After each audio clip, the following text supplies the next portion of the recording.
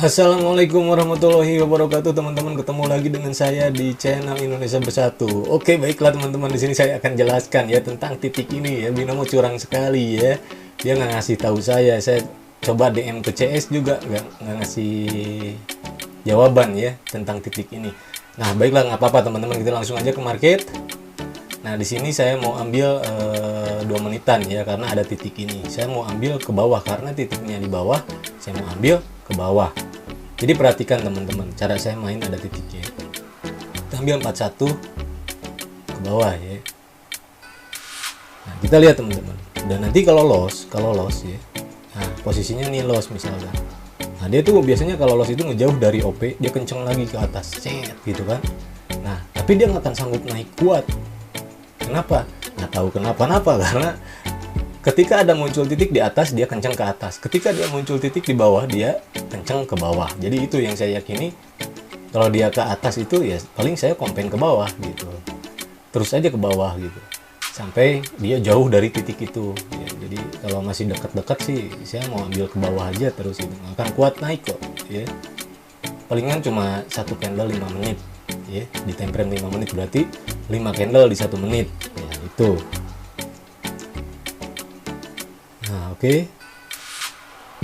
Oke, dia kenceng kayak gini teman-teman ya. Ini kenceng kayak gini nih Bang, gimana nih? Ini harus buy atau sell? Ya biasanya kalau orang-orang ngambilnya juga ke arah, jadi arah berlawanan karena dia naik gitu kan. Nah, kalau saya sih enggak teman-teman ya. Ini saya bakal komplain nih, tapi ke bawah lagi karena titiknya ada di bawah ya. Saya berpatokan market ini ke bawah terus. Oke, kita komplain ya. Oke, ambil 2 menit lagi, sell. Jadi di komplainnya juga ke bawah teman-teman, tapi nggak 1 menit gitu, nggak 1 menit. Jadi perhitungan saya tuh candle ini teman-teman, kita siapin dulu aja ini 900.000 ya, kali 3 aja. Ini teman-teman bakal lihat kalau dia sampai ke 900 profit, saldo yang loss dari awal itu ketutup semua teman-teman. Jadi kalau saya nemu market kayak gini ya, jadi sideways turun, sideways naik, tapi ada titik gitu di atas. Kalau ke atas tuh ada titik di atas. Kalau ke bawah, saya mau ambil ke bawah terus gitu. Kalau ke atas ya saya ambil ke atas terus, tapi 2 menitan dengan catatan gitu kan, nggak OP 1 menit ya. Nggak OP 1 menit teman-teman, karena kalau 1 menitan terlalu rentan menurut saya ya, terlalu dia kayak gimana ya, jadi terlalu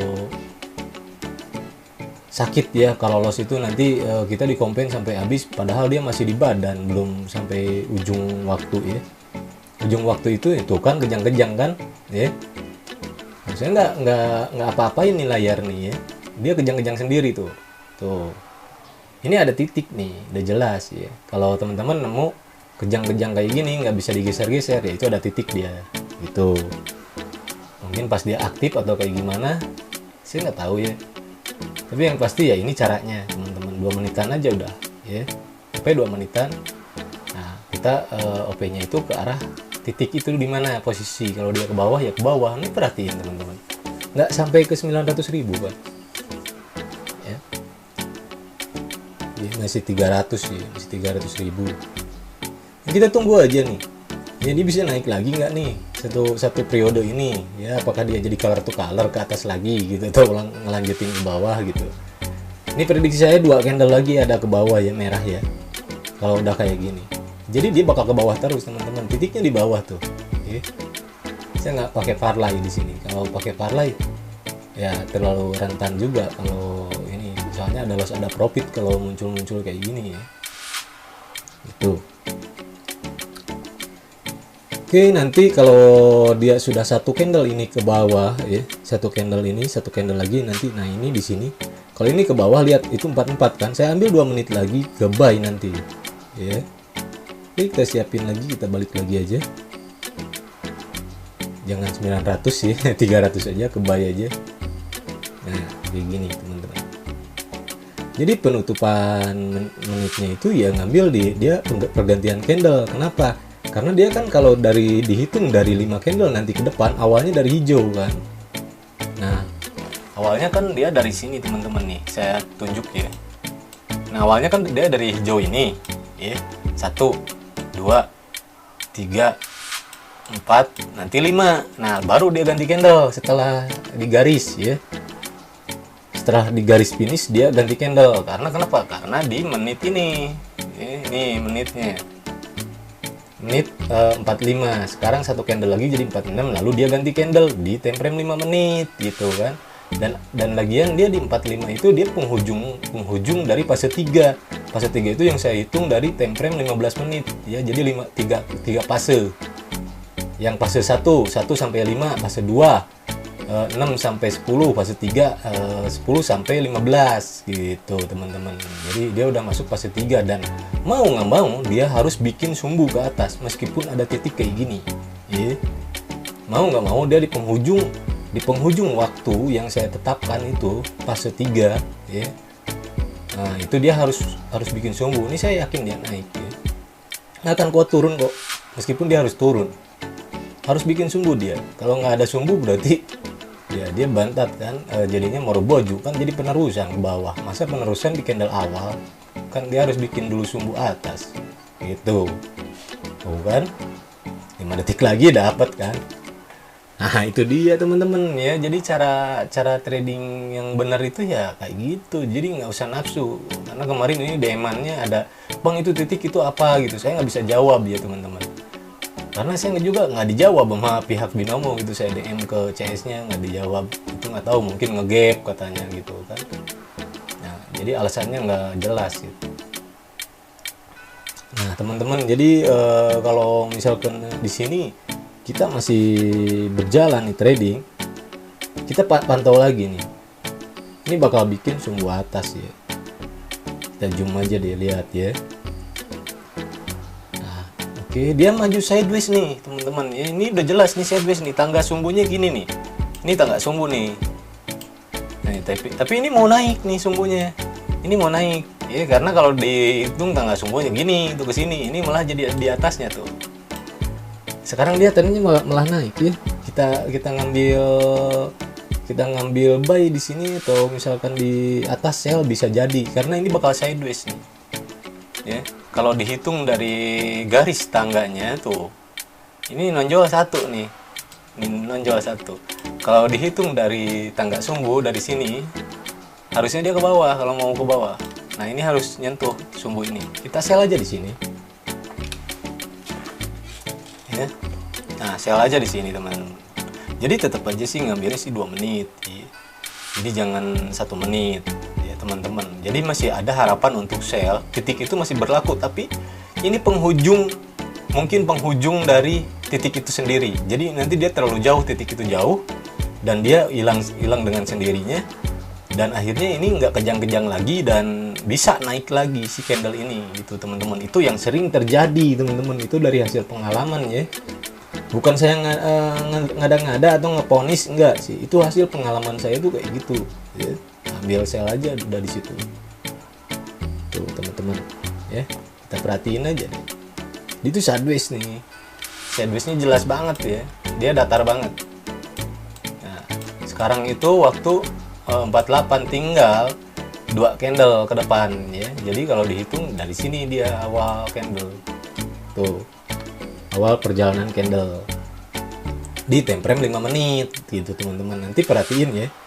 Ini kalau sideways kayak gini, ini kan dia open candle ya. Yang merah ini dia open candle nih. Pertama dia terjadi perpindahan waktu ya di time frame 5 menit.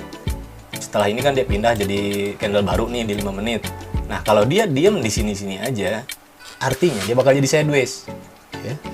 Nah, perhatiin deh, siap-siap deh ya. Ini takutnya naik juga sih. Ini takutnya naik ya. Nah, dapat kan? Nah, kita siap-siap lagi ke 100.000 aja deh. Ya, teman-teman ya. Kita balik lagi ke OP awal ya. Tadinya mau 14.000 tapi yang 100.000 aja deh. Ya, jadi kalau dapat ya lumayan gitu. Nggak ada ya, kita bikin aja 100.000, dan ini kalau profit mungkin bisa sampai 5 juta lagi ya. Nah, saya mau ambil buy ya. Nah, ini nih dia udah naik nih, sumbunya udah naik nih. Jadi tangga sumbunya dia udah naik di sideways, SNR-nya dia udah mulai ke atas. Ya kita ambil aja di 2 menit ya. Atau di penutupan 51 ya. Nah, kenapa saya ambil 51? Saya ngambil 51 tuh dia perpindahan candle di time frame 5 menit ya. Ini fase 1 teman-teman, ingat ini fase 1, dia masih kuat ke atas, makanya ini 100.000 aja ya. Nah, perhatiin teman-teman, tadi saya udah bilang dia itu di area ini nih ya, open candle, berarti di sini ya. Kalau 5 ini kan 51 nya dia penutupannya di sini, berarti di area ini, berarti di bawahnya di sini ya.